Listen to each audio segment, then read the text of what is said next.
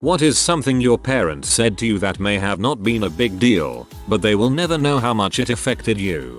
When my dad was on his deathbed with pancreatic cancer, he wasn't allowed to talk. He fought and fought with the nurses so that they would let him say one word to my brother and I. He took off his oxygen mask, looked at us both, and said, "Hey." It was hilarious. He was the best. He lay there dying and fought with nurses to give my brother and I a laugh on a day where our world was falling apart. Happy Father's Day, Dad. My dad, when in the ICU a couple of years ago, spent about 5 straight minutes gasping for air just to tell me that he'd had an ultrasound and my mother needed to be informed he wasn't pregnant. I honestly thought he was going to say he wasn't going to make it. I love that Glaswegianer. My dad passed away from cancer a few years ago. During his battle I was his sole caretaker. At 19 I was taking care of him, making sure our bills were paid, getting groceries, cooking, cleaning, setting up appointments, and the million other tasks that come with being someone's caretaker. One day when I returned from running errands, my dad told me he forgot our electric bill was due that day. I casually told him that I had already run a check over while I was out and about. I remember he stopped what he was doing and just turned to look at me and said, "You're going to be just fine when I'm gone." That was heartbreaking to think about, but comforting to know he saw my maturity and ability to handle everyday responsibilities. I hadn't felt I was ready to be on my own, but he helped me realize I would be just fine.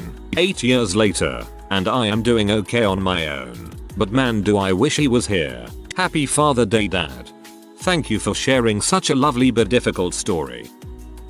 When I was 12, nearly 13, my mum took me out on a dinner date to talk to me about puberty and how much we might hate each other over the next few years. As part of the evening, she said she had a gift for me. I was pretty super excited. She had teased that it was very special and something I would cherish. So, clearly I thought it would be a Sega Genesis, or maybe a pair of Reebok pumps. 33 years old, still never had a pair and quite pee about it. Instead, she handed me the book Love You Forever. You know, the children's book. On the inside she had written, "To my darling Jake, love Mum. Always remember this. She died yesterday after a 12-year battle with early onset dementia. I'll be getting always remember this tattooed on my arm next week." Traced from her handwriting. I've been reading a bunch of the comments on this post for the last hour or so, and yours was the first one to actually hit a heartstring and bring tears to my eyes. So here I am, a dang near 26-year-old man on the subway with tears in my eyes. She sounds like my mum, and I can't imagine what my life will be like when her time comes. I'm truly sorry to hear about your loss, man. I went to college about 5 hours away from where I grew up, and the first 2 years there I didn't have a car. My dad, who commuted probably 2+ hours a day, I grew up in Northern Virginia every work day for a lot of his working life, drove down 5 hours to come pick me up so that I could come home for some holiday usually. This is when we would have our talks. At the time I was a college sophomore struggling with what direction I wanted to go in terms of major and career. I've always been pretty intellectually capable but never had a career that just beckoned me or made me feel passionate. But I went to college anyway, since that's what you're supposed to do if you have the money and the capability. As an upper middle class millennial I now realize this is not an unusual feeling at all. I ended up majoring in history and anthropology. My dad is a baby boomer who grew up dirt poor and worked at a 7-Eleven to get himself through college and law school. I just remember coming at him with a question about what I should pursue and he put it to me like this: well, there's 2 ways. First, you find something you love to do, or second, find something you love and work to support it. I took this in for a moment and asked which one he did. I did the second one. I asked what he was supporting, with the naivete only a 19-year-old can muster. He chuckled. That just flipped my perspective on everything and made me feel a lot better about being sort of lost. I knew I'd figure it out, and that life would push me where I needed to go when I needed to go there. He's still around. I should tell him. I might not have given birth to you, but you are mine. You were mine from the day I met you. I loved you the second I saw you. Nobody can change that. This came from my stepmother a couple years ago. I met her when I was 13, and I'm almost 21 now. It meant a lot because she was the first strong, consistent mother figure I ever had. She knows that was a nice thing to say, but I don't think she knows quite how much it meant to me. I don't think she will ever know how much I love and respect her for who she is. This is really insignificant but made a big impact on my relationship with my mother. I was about 4. I have a surprising amount of memories from when I was little, and I was coloring on one of those art easels for kids and my mom was cleaning the house. I asked her if I could draw on myself and she surprisingly said yes. So of course I took my markers and just went to town coloring my arms and stomach and legs. She came into the room to find me and flipped out that I had done this. I thought I was in big trouble so I started crying and I said, "But you told me I could," to which she responded, "You're right, I did. I thought you meant on the paper though. That was my fault. Let's get you cleaned up." And I wasn't in trouble at all. That was the day I realized adults aren't just there to punish you and that my mom was fair and understanding. But to this day that's one of my favorite qualities of my mom and makes for a solid relationship. Parents actually owning up to their mistakes and saying sorry is really important for a child. When I was little and my mother was still alive, her and my father seemed to always be getting into fights. Even after she was diagnosed with cancer, gone through multiple surgeries, and fought back her estimated date of death 5 years, was essentially brain dead, and died, my father still harassed her, besides calling her a stupid bee and saying he hoped she would just die already. One memory of him really stuck with me. One time during the summer, we had a storm and the power went out. My mother had just begun to enter her final stage of life, and was on an oxygen machine and bedridden. She was unable to move, hear, see, or smell, but if she was conscious, she could still feel us. My father turned on the generator, but sent power to our basement, where he always smoked. Confused, we asked him why our mother's oxygen machine wasn't powered. "We have oxygen tanks, so I may as well enjoy myself." We had one oxygen tank, with hardly enough air for 2 hours. It was for emergencies such as moving her to a hospital, not wait for the power to come one, which, living in the country, would take days sometimes. But the line that makes me look in the mirror every day and do reality checks is before my mother was even diagnosed. I was 5, and at this point, I wasn't aware of all the fighting. I remember my mother walked into my room one day and sat down on the bed with me. She asked me what I was doing, and I was playing Pokemon Fire Red, the first video game she got me. She held my hand, said that she loved me. Awesome Isa 20. Please don't ever be like your father. Please respect women and love your children. Know that I may not always be around, but I will always love you and support you. Even if I think you're wrong, I'll help you. But please, be different than your father. As she lost her speech, the last word she spoke was to me. I walked out of the kitchen through her room to say goodnight. It was 12 AM. She grabbed my hand and lipped sit down. I held her hand for what felt like an eternity when she finally managed to say the first thing in 3 days, and the last thing in her life. "I feel so bad for you. I'm so sorry I'm leaving. I love you, Mom." This broke my heart. Your mom loved you very much. I'm sorry for your loss. I'm a high-strung person, but when I was a child, my dad looked me dead in the eyes and said, "Be like the swan. They glide through the water and look calm and cool, but if you were to look below you'd see their feet frantically kicking. Don't let them see you sweat, but work hard." I didn't think it made an impact, but people tell me often that I come off very organized and calm while inside my inner monologue is a constant scream. Thanks, Dad. "Be good to each other" was the last thing my father said to my mother and I before he went into the surgery from which he would eventually die. I think he meant for my mother and I to be good to each other, but I try to remember this every day and apply it to every interaction I have with people. My father was the salt of the earth, a selfless man who was the perfect example of how to treat others, and I can only hope to lead my life based on his actions and words. That is beautiful. Thank you for sharing. It's so important to be kind with everyone around us, even those we don't know. I have a good one. One of my first memories was the time I lied to my mom about something. She patiently explained why it was not good to lie and something people should never do. Later that evening the phone rang and my big sister ran to answer. My mom was watching TV or something and called from the other room, if that is. Name I forgot. Tell her I am at the store. That was a bit of a WTF moment for me. The moment you discover your parents' hypocrisy can be devastating. When I was decently young we saw this movie about a magic toy maker or something. Not sure what it was called. But one of the plot elements was that he was like 300 years old and that when he was young he bought several pair of leather shoes enough to last him his whole life, and every time he wore through the sole on a pair he took out another one and he was apparently on his last pair. So towards the end of the movie he gets sick and is in the hospital and the camera pans out to the foot of his bed where you see the bottoms of his shoes and the soles are completely worn through. And so he dies soon.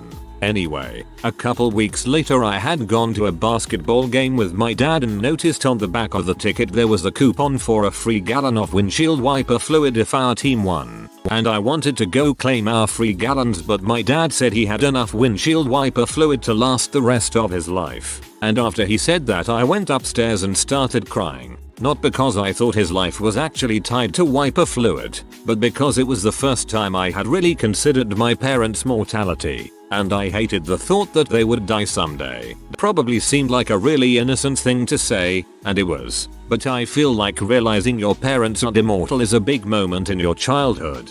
The movie is Mr. Megorium's Wonder Emporium. The shoe thing freaks me up. It wasn't actually anything that she said. My mom had breast cancer when I was a kid. I mean, it's breast cancer though, so there was always an overlying feeling of we'll get through this. Its success rate is so high, but of course it's still scary. When my mom started going through chemotherapy, I kept asking her how she still had so much hair, because even at 10 years old I knew what was supposed to happen. She just kept brushing it off as her dad's thick hair gains. Probably a month or two through, I woke up for school one morning, which was very unusual for me. My mom always woke me up, and it was still pretty early, so I decided to do something nice for her and make her some coffee, eggs and toast. Right when I opened the door I saw her facing a mirror drawing on eyebrows and I nearly dropped everything I had because she was entirely bald, pale, thin, bruised. My mom turned around shocked to see me and I couldn't take it. I set the food down on the floor and ran away like a stupid kid, and heard my mom start crying. I ran back up and apologized and said I was just startled. It took me a bit to realize that she was going out of her way each morning, getting up an hour before she normally had to, just to protect me from what the cancer was doing to her. She didn't want me to see that side. After that realization, I can't help but love my mother so much more. I love you, Mom. I'm gonna go call my mom now. She's awesome. 2 incidents where the response was the same. I was probably 12 and tried to cook for the first time. I burned my eggs and I was expecting my dad to be angry that I had wasted food. But he casually threw it in the trash and said, "It's alright, just try again." I learned that sometimes you have to make mistakes to succeed. Another one was when I was probably 14. I was a bit hyper and heavily into martial arts. I was in the kitchen and doing kicks when I lost balance and knocked a glass off the counter. Felt really embarrassed and again thought that my dad would be upset, but he just asked me if I had stepped into any splinters and then cleaned up my mess. He doesn't remember any of this, but it's strange how often I go back to those moments when someone messed up and I try to be calm and understanding. Your life is like a bus. People will get on. People will get off. Some people will stay on forever. Other people will be there for a short time and then leave. And sometimes you just need to kick someone off your bus. I needed this. On the subject of jobs, just remember, you don't have to be a farmer to be outstanding in your field. Guess which parent it was?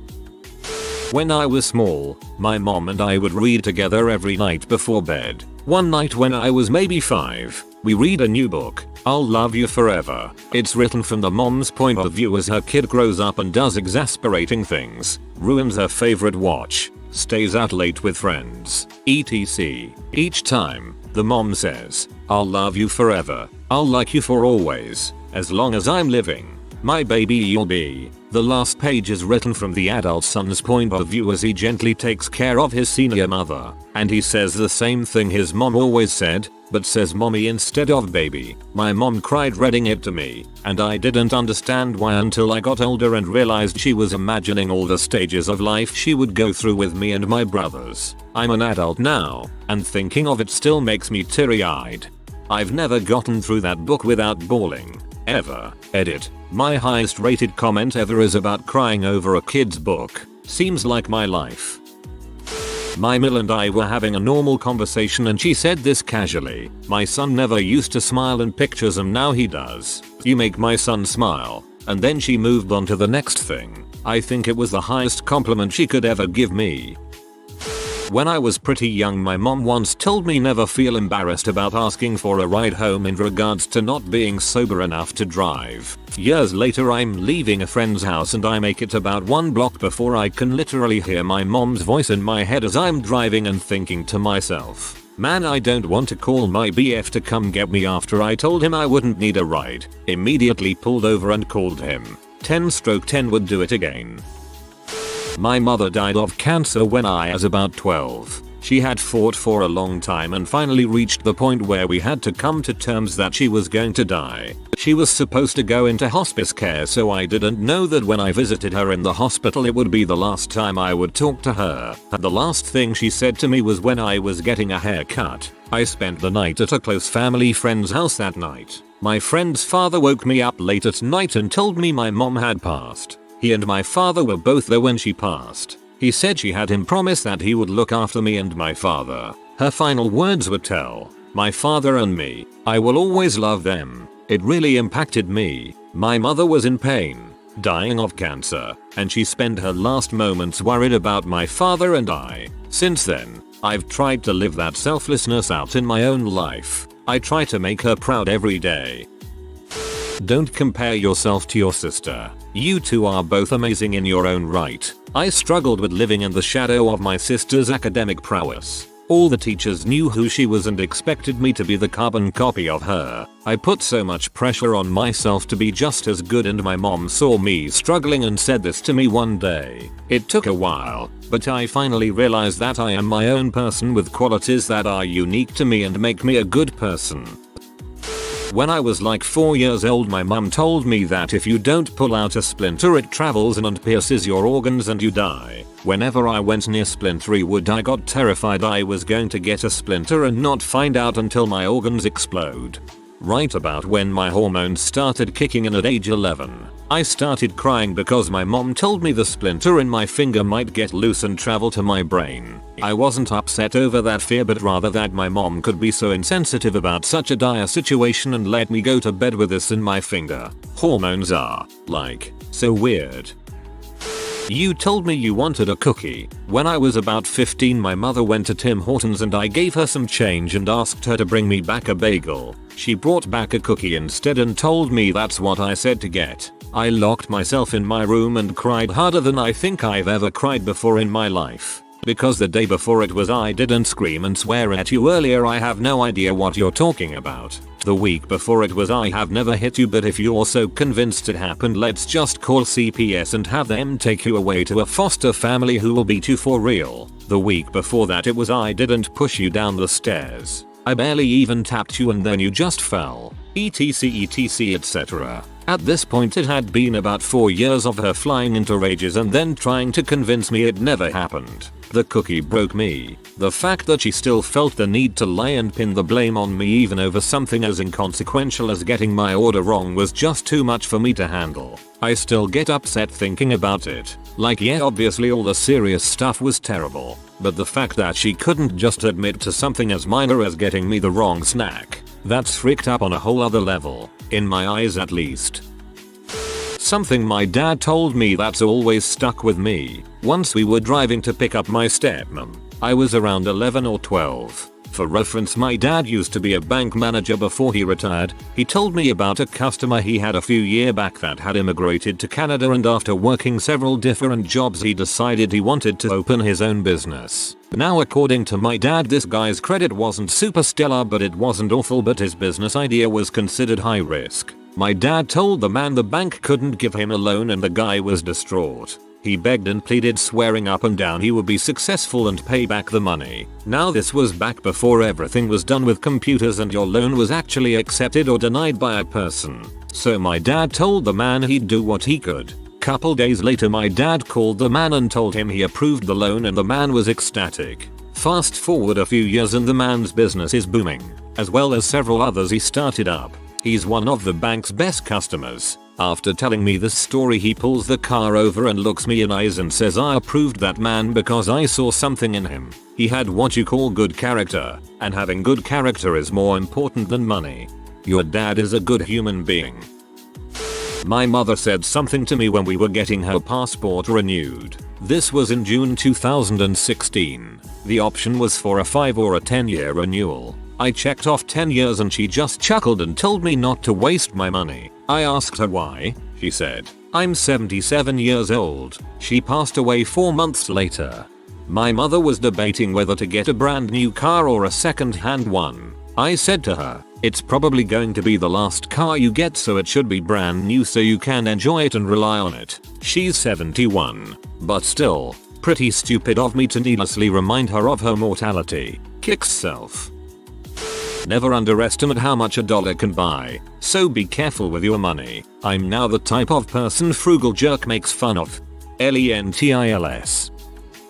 Grew up in a violent, abusive family. Dad was an alcoholic and beat mum. Mum in turn, emotionally and physically beat us. I was constantly compared to my cousin who was prettier and smarter than me, and who hit puberty first, so she was more womanly while I stayed an awkward tomboy. I was 8 years old and I walked into my mother screaming, call the police. Help. I ran upstairs and my mother was screaming he tried to strangle me. Verbal abusivakit. Call the police while my dad screamed don't listen to her. She tried to hit me in the head. I was extremely confused and just burst into tears. When my dad stormed out to go to the pub, my mum looked at me in disgust and spat, your cousin would have called the police on him. I wish she was my daughter instead. It's probably one of the most hurtful things anyone has ever said to me. It absolutely disgusts me that anyone would treat their children like that. I'm so sorry you were raised by those monsters. I hope you're doing better now. If you are new to the channel, you can subscribe. I publish new videos every day. Until then, check another video.